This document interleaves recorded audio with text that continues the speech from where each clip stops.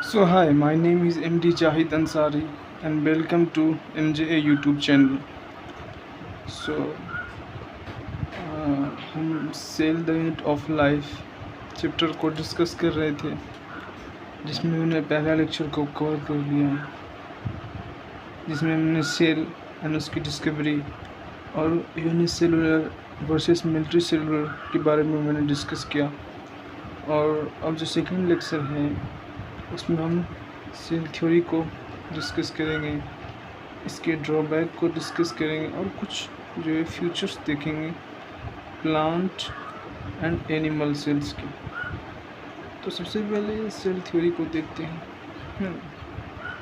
तो सबसे पहले सेल थ्योरी में हम देखते हैं साइंटिस्ट को, जिसका नाम स्लेडन एंड स्वान, ये दो साइंटिस्ट थे। जो स्लेडन साहब थे वो जर्मन के थे और वो बोटनिस्ट थे, यानी उनकी वो जो साइंटिस्ट थे वो बोटनिस्ट साइंटिस्ट थे, यानी कि वो प्लांट के बारे में रिसर्च करते थे, उन्हें प्लांट के बारे में ज़्यादा नॉलेज था। ठीक इसी तरह स्वान जो थे वो जर्मन जूलॉजिस्ट थे, जिन्हें जू यानी कि एनिमल, जू मतलब क्या होता है,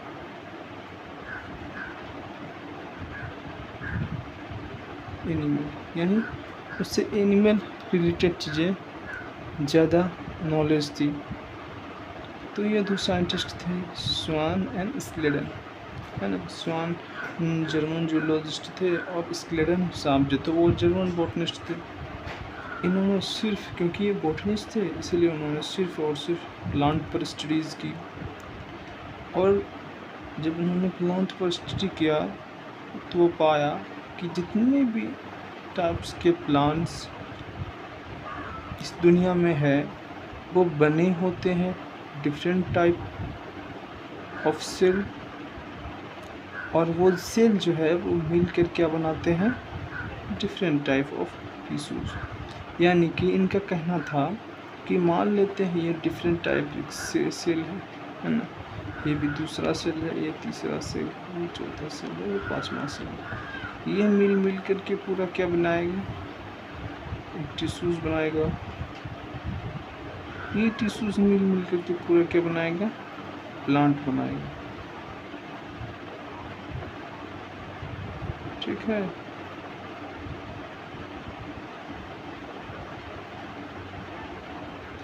ये किनका कहना था, ये कहना था स्लेडन साहब। ठीक दूसरी तरफ हम आते हैं स्वान साहब, जो कि जर्मन जूलॉजिस्ट थे। ये जो भले ही जर्मन जूलॉजिस्ट थे, भले ही इनको एनिमल्स के बारे में ज़्यादा नॉलेज था, लेकिन उन्होंने एनिमल के साथ साथ प्लांट पर भी स्टडीज़ किया, है ना। और उन्होंने सेम चीज़ जो स्लेडन साहब कहे थे वही सेम चीज़ स्वान साहब ने दोहराई, और उन्होंने कहा कि जो सेल होती है, यहाँ पर देखो, जो प्लांट और एनिमल सेल्स जो होते हैं वो सेल्स के बने होते हैं और उनके प्रोडक्ट के, बेसिकली सेम चीज़। जो एनिमल एंड प्लांट्स होते हैं वो सेल्स के बने होते हैं एंड सेल्स के प्रोडक्ट, यानी कि सेल्स का प्रोडक्ट क्या होगा, टिश्यूज़ होगा। टिश्यूज़ का प्रोडक्ट क्या होगा, ऑर्गन होगा। ऑर्गन का प्रोडक्ट क्या होगा, ऑर्गन सिस्टम होगा इन एनिमल। एंड इसी तरह ऑर्गन सिस्टम का जो प्रोडक्ट होगा पूरा एक ऑर्गेनिज्म होगा। ठीक इसी तरह प्लांट के केस में जो सेल का प्रोडक्ट होगा वो टिश्यूज़ होगा, टिश्यूज़ का प्रोडक्ट ऑर्गन होगा, एंड ऑर्गन का प्रोडक्ट पूरा ऑर्गेनिज्म होगा। ये हाइपोथेसिस दिया था, यानी कि जब उन्होंने पूरा जो स्वान साहब थे, उन्होंने जब प्लांट और एनिमल सेल्स के बारे में पूरा नॉलेज को इकट्ठा कर लिया था, तब इन्होंने एक हाइपोथेसिस दी, जिस हाइपोथेसिस में इन्होंने स्वान साहब ने ये बातों को कहा, है ना। और इन्होंने जो स्वान साहब की जो स्टडी थी प्लांट और एनिमल सेल पर, तो इन्होंने दो और चीज़ पाया उन दोनों में, कि उन्होंने देखा एनिमल सेल में एक थिन लेयर है, जिसको उन्होंने आउटर बाउंड्रीज भी कहा, सेल के उस सेल के जो आउटर बाउंड्री को था उनको उन्होंने किसने स्वान साहब ने फर्स्ट टाइम सेल मेम्ब्रेन का, यानी कि अगर हम जानते हैं कि जो आउटर मेम्ब्रेन होता है सेल्स के, है ना, सेल्स के जो आउटर मेम्ब्रेन होता है उसको सेल मेम्ब्रेन कहते हैं। तो ये जो फर्स्ट टाइम जो सेल मेम्ब्रेन दिया था वो स्वान साहब ही थे। इसी तरह प्लांट में जो आउटर बाउंड्री को देखा स्वान साहब ने, तो उस आउटर बाउंड्री को उन्होंने क्या कहा, सेल वॉल कहा। और इस सेल वॉल को उन्होंने स्वान साहब ने प्लांट की यूनिक कैरेक्टर को बताया, है ना, यूनिक कैरेक्टर या फिर फ्यूचर को बताया कि जो सेल वॉल है वो प्लांट की एक यूनिक फ्यूचर है। फिर ये तो इनका कंक्लूजन था स्वान साहब का, और स्क्लेटन साहब का ये कंक्लूजन था। अगर तुम इन दोनों को स्टेटमेंट को पढ़ते हो, यानी कि स्वान साहब के हाइपोथेसिस को और स्क्लेटन साहब के स्टेटमेंट को पढ़ते हो, तो कहीं ना कहीं दोनों का मीनिंग सेम निकलता है। दैट्स वाई इन दोनों ने साथ ही मिल करके सेल थ्योरी को फॉर्मुलेटेड किया, है ना, सेल थ्योरी को फॉर्मुलेटेड किया और एक कंप्लीट जो कहते हैं ना कि एक कंप्लीट लाइन दी, वो ये थी कि ऑल ऑर्गेनिज्म, इस ऑर्गेनिज्म में प्लांट भी आया और जो एनिमल है वो भी आया।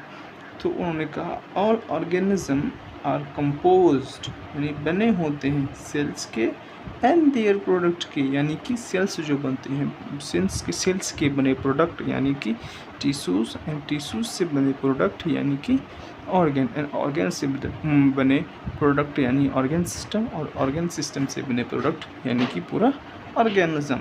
लेकिन इस थ्योरी का जो ड्रॉबैक था वो यूँ था कि ये तो बता दिया कि कोई भी ऑर्गेनिज्म किस तरह से बने होते हैं, लेकिन इन्होंने ये नहीं बता पाया कि जो ऑर्गेनिज्म जिस चीज़ से बने होते हैं वो चीज़ असल में कैसे बनती है। यानी कि एक ऑर्गेनिज्म सेल्स बनती है, तो सेल थ्योरी ने तो ये कह दिया कि ऑर्गेनिज्म सेल से बनी होती है एंड देयर प्रोडक्ट से, राइट। लेकिन ये सेल थ्योरी ये चीज़ नहीं बता पाई कि वो जो चीज़ है, यानी वो जो सेल है वो कैसे बनी, है ना। तो ये इनका ड्रॉबैक था कि वो ये एक्सप्लेन नहीं, could not explain the how new cell are form, यानी कि वो जो सेल वो न्यू सेल कैसे बनी। तो जो बाद में साइंटिस्ट आए, दैट इज रडल्फ, इस रडल्फ साहब ने क्या किया, मॉडिफाइड किया सेल थ्योरी को, यानी सेल थ्योरी में जो गलतियां थी उनको उस गलतियों को सुधारते हुए सेल थ्योरी को मॉडिफाई किया। और उन्होंने बड़ी ज़बरदस्त एक लाइन कही, that is only cellular E cellular. ये लाइन पढ़कर लगता है ना कि ये संस्कृत का लाइन है। तो इस लाइन का मतलब बेसिकली है कि जो न्यू सेल है वो अराइज होते हैं फ्रॉम प्री एग्जिस्टिंग सेल्स के, यानी कि जो पहले से सेल मौजूद होते हैं उसी सेल से न्यू सेल बनते हैं, राइट। फिर दूसरी चीज़ जो इन्होंने रडल्फ साहब ने सेल थ्योरी को मॉडिफाई करते हुए कहा कि all living organism are composed of cell and their product. Same यही लाइन को जिस लाइन को स्क्लेटन एंड स्वान ने पुट किया था सेल थ्योरी को फॉर्मुलेटेड करते हुए, सिर्फ इसी लाइन को उन्होंने वर्चू साहब ने सेकंड स्टेटमेंट के थ्रू यूज़ कर लिया। तो ये हमारा पहला टॉपिक था सेल थ्योरी, जिसमें मैंने देखा कि स्क्लेटन एंड स्वान साहब ने अपनी स्टडी के अकॉर्डिंग जो ओपिनियन रखी, पहले स्क्लेटन साहब के बारे में पढ़ा जिन्होंने स्टडी किया था प्लांट, जो कि जर्मन बॉटनिस्ट थे, और उन्होंने प्लांट पर स्टडी किया और बताया कि जो प्लांट्स से होते हैं वो डिफरेंट टाइप ऑफ सेल्स से बने होते हैं, एंड डिफरेंट टाइप जो सेल्स होते हैं वो मिल करके डिफरेंट टाइप टिश्यूज बनाते हैं।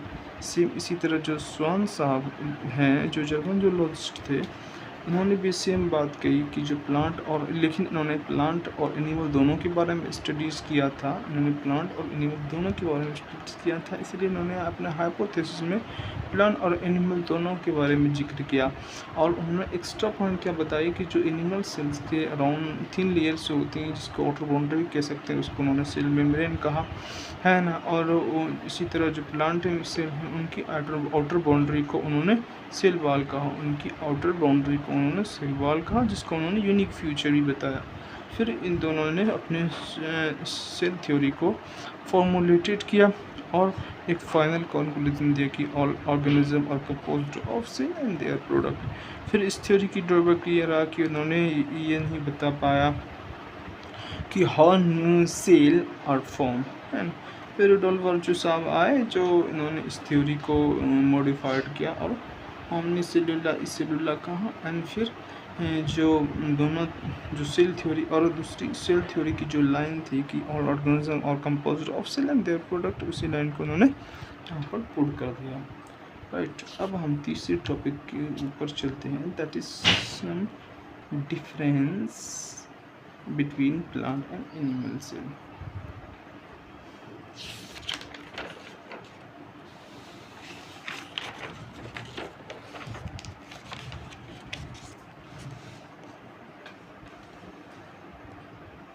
सो द प्लांट सेल की अगर बात करें तो इस प्लांट सेल के एग्जांपल क्या ले लेते हैं।